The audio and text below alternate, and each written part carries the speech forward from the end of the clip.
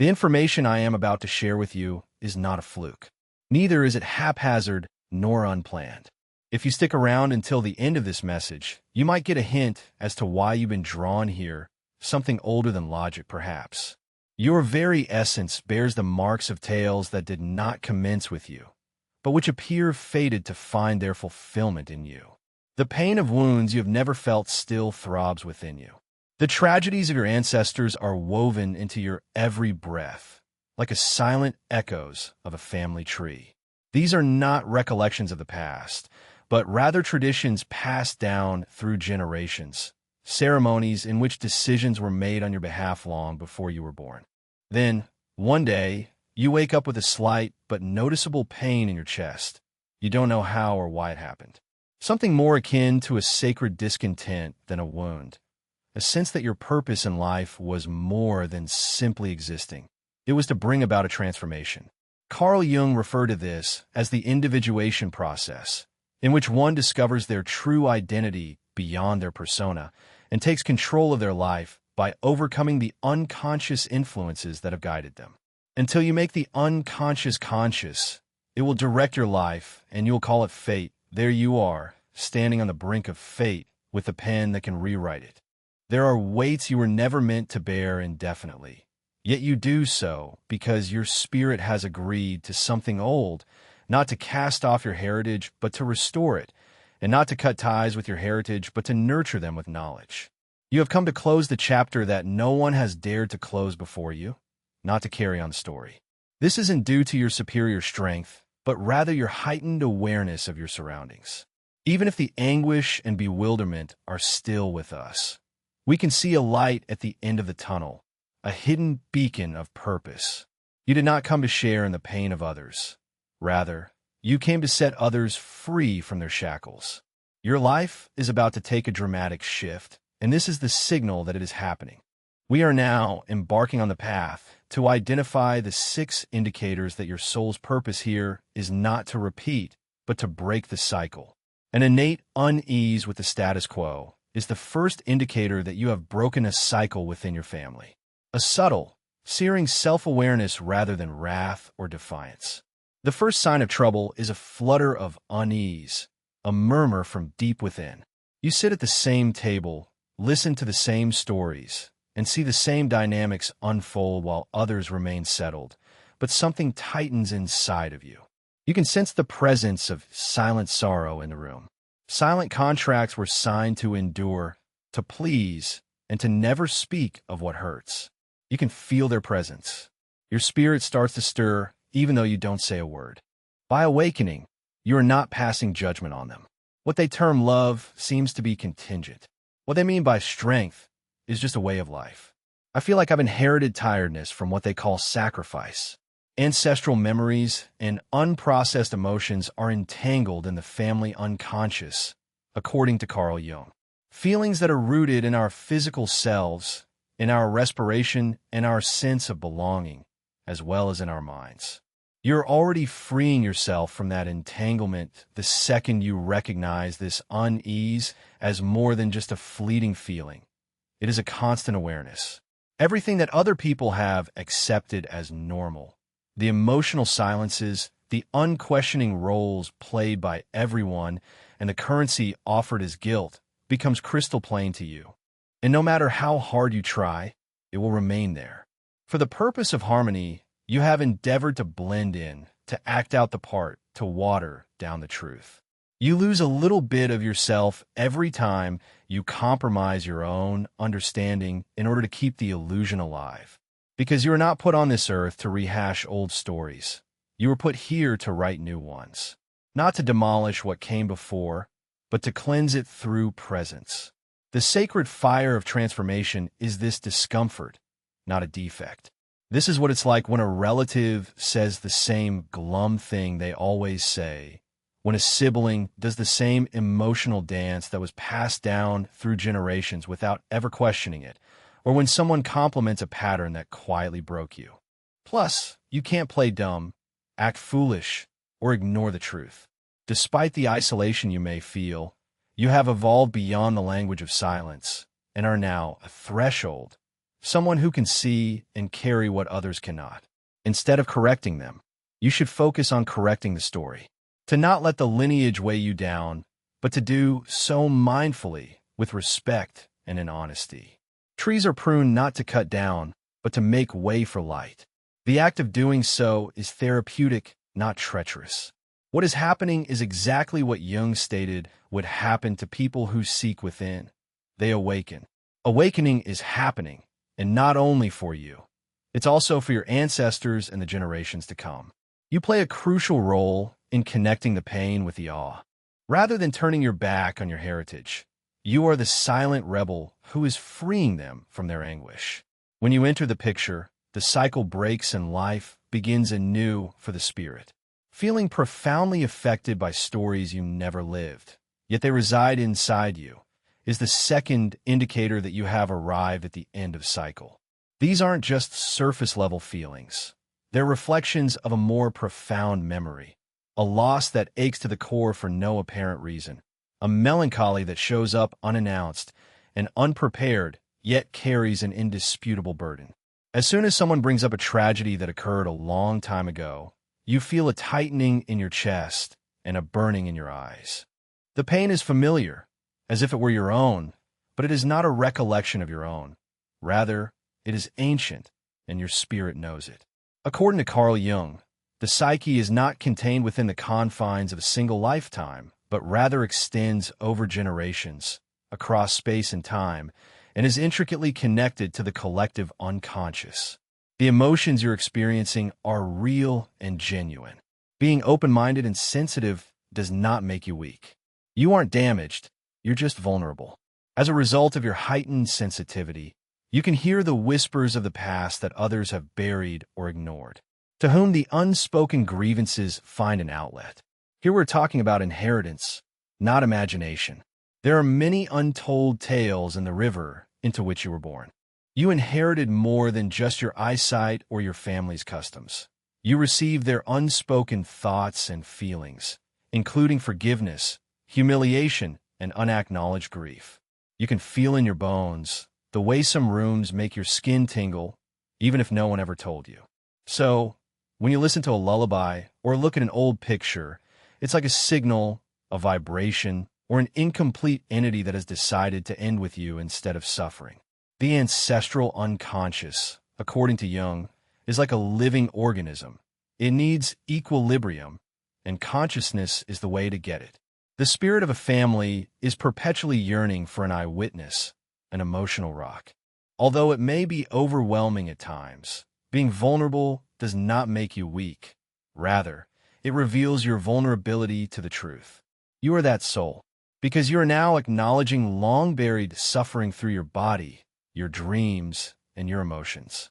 Every time you allow yourself to feel without resisting, you will experience a subtle release, but there is no instruction manual, no public praise, and no obvious payoff for this labor. You relieve more than just yourself every time you allow the hereditary pain rise from your chest and leave your body as silence, tears, or words. You initiate system-wide cleansing. What was stifling in secret finds breath with you. Do not do this with the intention of becoming a hero. Do not do this until you are unable to turn away. Do not pass it on. That refusal is sacrosanct. Remembering is the process by which the wound starts to lose its potency, so there's no need to overreact. You are transforming this grief, not carrying it alone. You are giving life to a new sort of love, a voice to the voiceless, and a message from a ghost. This is the essence of breaking a cycle. Being present instead of dramatic, courageous instead of blaming, and open to feeling rather than resisting. Tears are like water that softens the earth, so something fresh can bloom. You're the doorway your ancestors were waiting for. Typically, the third and last indicator that a cycle is coming to an end is the one that shows up first and stays for the longest. Different, not better, not broken, but different is how you felt all along. A feeling of subtle dissonance, the ability to perceive through things others take for granted, has woven itself quietly into your life. What they refer to as ordinary seems empty to you. You have always had an inquisitive mind, a sensitive heart, and a penetrating vision that explores under the surface. Not because you are unloved, but because you bore an unexplained burden. You have never felt fully at home. Separation from one's tribe's collective patterns is a common requirement for the full person, according to Carl Jung. The concept of individuation, which you're starting to grasp, is not solitude, but freedom. It was never a defect that made you unique. Rather, it was a sign from the spirit that you were here to do something no one has ever done before. This is not an act of rebellion in and of itself, but rather an attempt to shed light on a different way forward. The way of the awakened, courageous individual who chooses to remain awake in a world that values slumber. For the purpose of harmony, you have probably sought to muffle it, suppress it, or conform. Wearing the masks, speaking the lines, and practicing the inherited roles were all part of your job. On the inside, though, a fire flickered gently, nagging you to recall. It was like a piece of you that couldn't lie, was slipping away every time you compromised that truth within in order to fit in. You have finally come to terms with the fact that if you want to belong, you can't let yourself be abandoned at the expense of your soul. Not fitting in doesn't mean you're lost. It means you're awake and carrying a different code, one that's inscribed not in obedience, but in vision. Yes, it does make some people feel uneasy. You are a reflection of who you claim to be. You don't mean to offend, but being authentic lets people see the real you. You make waves in the ocean that they have labored so hard to contain. However, you will not budge any longer to accommodate their wishes. Now that you've come to terms with it, the pain you inflict isn't an issue, but rather an uncomfortable reality. Your steps are now more deliberate, composed, and profound. You radiate not for admiration, but for harmony, knowing full well that lowering your light will not come cheap. You don't have to beg people to join you. The revolutionary thing is that you just quit violating your own path. Jung said that breaking out of the inherited script and taking charge of one's own destiny is the first step toward recovery. Truthfulness, not tradition, depth, not performance, and self-loyalty, not approval. That is what you are doing right now. Even if no one applauds, if you're misunderstood, or if you go through some of this journey alone, the change will still have an impact. Because deep down, you're never actually by yourself. Refusing to do things the same way always makes room for improvement. Breaking the cycle is as simple as tuning in to your inner voice rather than the background noise. Whenever you release what doesn't belong, you find your way back to what has always been true. That is a mark of respect, not rejection. You keep in touch with your loved ones and realize that you are more than the sum of your given roles. And when you do, you become the fulcrum around which the lineage revolves, not by using force, but by being there, by arguing without coherence, by living quietly in reality after deciding to stop pretending and start living. Your purpose in being here is not to blend in, but to liberate the narrative, and you're doing it with each breath, truth, and choice. Being mindful of the interconnectedness of all things is the fourth indicator that you have reached the end of a cycle. You may feel the effects of your decisions all over. Even though you are here now, you should reach down into the dirt of your family tree and out toward the people who haven't been born yet. As you start to recover, you realize that it's more than just taking care of yourself. It's a sacred disruption that frees the invisible and rewrites the unconscious agreements passed down through your family. Carl Jung discussed the collective unconscious and taught that conscious personal transformation changes the field for everyone. Setting boundaries, walking away, or speaking the truth may have seemed like a personal choice at first. However, as you delve further into your research, you started to detect a change, a gradual untangling, as if each stride forward were removing a knot from your family tree. Never let yourself be burdened by the innumerable silent yes spoken by others who lack the strength or liberty to speak up. Realness, rather than compromise, is liberating. It is more than just a pattern break. Your deeds so take on a more ceremonial quality. Alignment transforms every choice into a release and a memorial. Your motivation has shifted from ego or a sense of hurry to clarity. If you want to be free, you speak up, not to control. You are now motivated by a desire for restoration rather than rebellion. Instead of destroying the roots, you provide the way for fresh development and the emergence of new stories. Redeeming the past is what you're doing, not punishing it. As you start to see, you start to experience the weight and grace of being the one who sees. When you stop taking part in old dynamics, you see them disintegrate.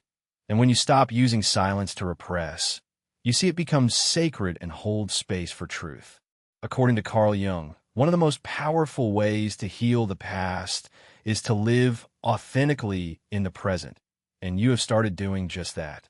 You approach life with purpose, not flawlessness, modesty, not showmanship.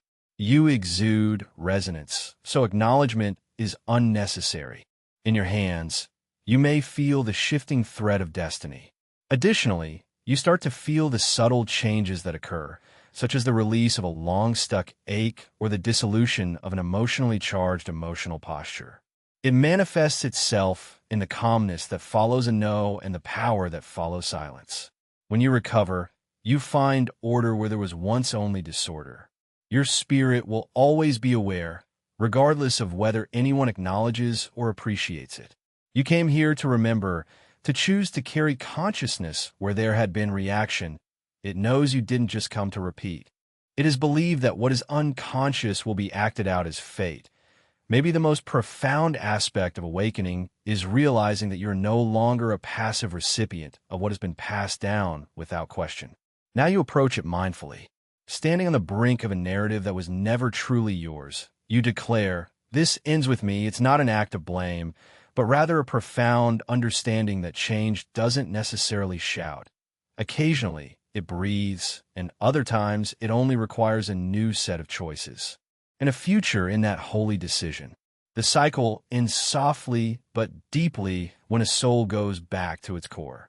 The fifth indication that your cycles are coming to an end is a subtle but strong desire to purge. This yearning originates in the heart rather than the hands. Clearing out a drawer or space isn't the same as the more fundamental need to rid your life of things that don't hold any truth anymore. An innate urge surfaces, beckoning you to examine the emotional remnants that have been quietly amassing within your mind in addition to the dust that accumulates on your shelves.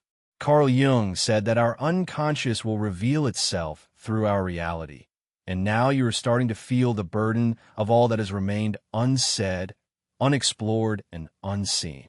At some point, you can no longer put up with something that was once completely innocuous. No one else has changed, but you have, and as a result, some talks feel weighty and other connections feel remote. At the same time as your energy is changing, your ability to discriminate is also evolving. You have broken free from the bonds of habit and fear. The loyalties you've inherited, the responsibilities that come with guilt, and the unquestioning roles you were required to play start to make you wonder. There are times when you wonder, is this mine? Does this belief, this bond, this burden still speak to who I am becoming? And the response is usually no. A release of tension ensues. It may manifest as taking off the clothes you've been hiding, or it may be as simple as avoiding discussions that bring up past habits of avoidance or self-betrayal. It can be unnoticeable at first, simply choosing not to say anything, refusing to apologize when you say no, letting go of guilt when you relax, and letting go of the need to be understood by those who are devoted to miscommunication. Every time you let go, it's like a sacred ceremony, a statement that your serenity is more important than being liked, and that your value isn't contingent on being included anymore. Integrating what has been driven into shadow is an essential part of the individuation path, according to Jung. Cleansing is not rejection, but integration. I see you, I honor you, but I no longer need to carry you forward. You're not mine to drag any longer. It's like standing before everything you've carried and gently saying that. There are moments when this procedure is painful and lacks grace. Sometimes it leaves you with voids that hurt from the strange silence, but those voids are holy. These times are like a womb. They give your spirit a chance to breathe and reveal your authentic self after years of conforming to societal expectations. Herein lies the paradox. You shed not to flee your history, but to recollect your essence, to return to what was always there behind all the scripts, under the cacophony, under the survival. You will be able to hear your inner voice more clearly as you cleanse. When you have less to carry, you can move around more freely. If you want your truth to be heard, make your area as clear as possible. Drop every idea you're analyzing. Each knot you untie symbolizes respect, not desertion. Honoring your spirit, honoring those who came before you who were unable to achieve what you're choosing to do, honoring those who will follow in your footsteps, and carrying yourself with more ease as a result of your intentional living are all acts of reverence. Do not mistake this for a fad or a form of self-help. This labor of the soul necessitates a strong form of love, one that releases rather than clings, one that doesn't dictate but makes choices, and one that acts no longer out of fear but freedom. What you're doing is making room for the real things in your life, not emptying it. This is the modest decision that ends a cycle, not a dramatic proclamation. I will live from the truth, not the pain. Among the 6 indicators that a cycle is coming to an end, the 6th one is the most daring. It shows itself not in sweeping proclamations, but in the modest strength of your heart, which has remained open despite everything it has been through. You haven't isolated yourself, even if the outside world has provided you with ample opportunity to do so. You have instead decided to keep your soul's gates open. Something deep inside you understood the truth. Closing would mean survival, but healing would be impossible. So you let the wind blow through you, even though it hurt. True transformation, according to Carl Jung, does not start when we become harder in reaction to pain, but rather when we intentionally reject to let it influence us. When we make decisions based on awareness rather than the injury, we heal. You continue to choose to feel, not because you were foolish, but because you were deep, despite the betrayals, absences, words that never arrived, and icy hugs. You got it. Numbness might be protective, but it can also paralyze. Therefore, you allow yourself to be weak where others have hardened. You allow yourself to weep while others have dried up. This decision was holy, but it was also uncomfortable. Remaining open after suffering a loss, falling in love again after being let down, and fearlessly facing the intensity of intimacy are all acts of spiritual transformation. Rather than being a sign of weakness, your openness has been a source of insight for you. Not for the sake of admiration, but because your spirit recalled a different way, one not defined by routine, but by redemption, one not built on protection, but by commitment, and so you opted to go through the storm nevertheless. To paraphrase Jung, what is not transformed is repeated. By choosing to stay open, you ended a generation-long cycle of emotional isolation. You didn't get well by giving in. You got well by staying true to who you are, by speaking the truth rather than manipulating others, by leaving without animosity, by mourning without resentment, and by remembering without resentment. And every time you did it, the entire system was realigned, even if nobody noticed. All of your ancestors, both living and dead, saw that you taught them that there's another way, that love is not punished, that loyalty is not quiet, that strength can appear as fragility, and that it does not break. Your vulnerability is now seen as an asset, functions as a navigational aid. Your yearning to be held has rendered you no longer vulnerable. Because you are now the one holding, you are exposed. What you carry is more than just your story. It also carries the unspoken grief, the unprotected compassion, and the dormant love. You are free to open your heart no longer in pursuit of acceptance, but rather because doing so is in line with your truth. Your candor is more of a presence than a request. There is light. This transmission proclaims, I have survived without closing. I have walked through fire without becoming ash. I have loved without losing myself. It is the clarity of presence that breaks the cycle, not the avoidance of silence, but the reinvention of truth. Even the invisible undergoes a transformation when one adopts this lifestyle. You start to live again, not from the wound, but from the wellspring of your becoming. As the magic is broken and the cycle ends. It takes strength, not weakness, to keep your heart open after suffering. You're gracefully navigating the unseen revolution, the sacred pull of authenticity, not rebellion per se, is what awakens the soul, according to Carl Jung. Feeling uneasy, discordant, and quietly realizing that something old must die so that something new can begin is how the soul communicates. It does not yell, but rather whispers. Maybe that's the reason this message resonated with you today, rather than by coincidence. Because even before you were able to put a word to it, your spirit had already vowed, this would end with me. This is not a rejection, but rather a release. So let us be clear.